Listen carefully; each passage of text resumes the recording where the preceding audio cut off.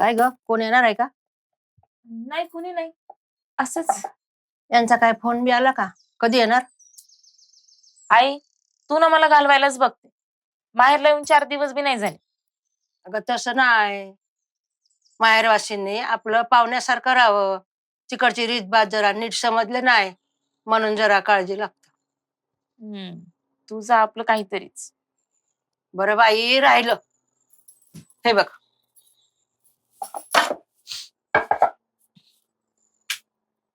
समदा स्वयंपाक झालेला आहे. मी जरा शेताकडून तुझ्या बाबांचा डब्बा देऊन येते. चालतं. पिशवी दे जरा. हा.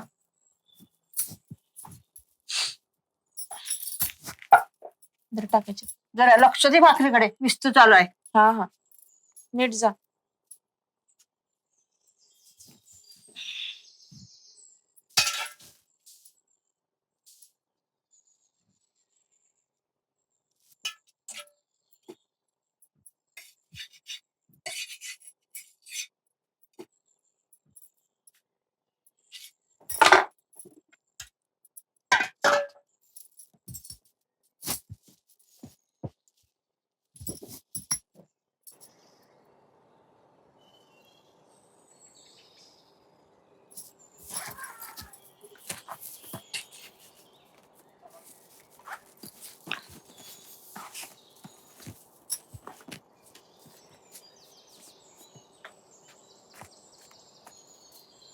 अनिल,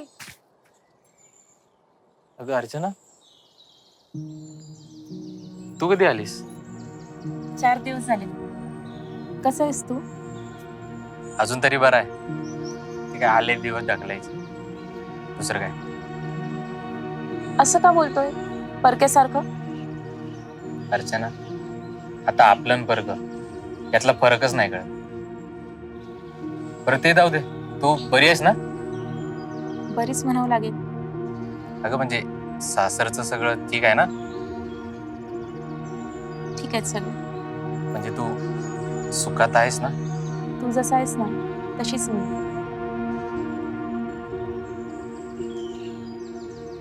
आठवण येत नाही तुला माझी? हे बघ अर्चना, तू योग्य निर्णय घेतलायस. तसे या फाटक्या माणसाबरोबर कसा संसार केला असतास तू? तुझं नोकरीचं जमत नव्हतं. शेवटी मी तरी किती वेळ वाट बघणार? बर, येतो मी. कुठं निघालास? आता हे पोटच सोबतीला आहे, त्याला तरी जपलं पाहिजे ना. असं कोड्यात नको बोलूस बरं. तू एकदा शहरात ये आणि आमच्या ह्यांना भेट. त्यांच्या ओळखीनं होईल कुठेतरी. हे बघ अर्चना, तुझ्या संसाराच्या ओझेखाली राहून परत दुःखाच्या डोळ्यात उडी नाही मारायची. पण निदान आपण मैत्री तर कायम ठेवू शकतो ना आपली? जुन्या नात्यांना नवीन थिगड नाही लावायची मला. त्यापेक्षा तर मी फकीर म्हणून फिरत राहील जगभर. आठवणीचं काय, त्या तर छळणारच ना. काळ विसरायला लावेलच.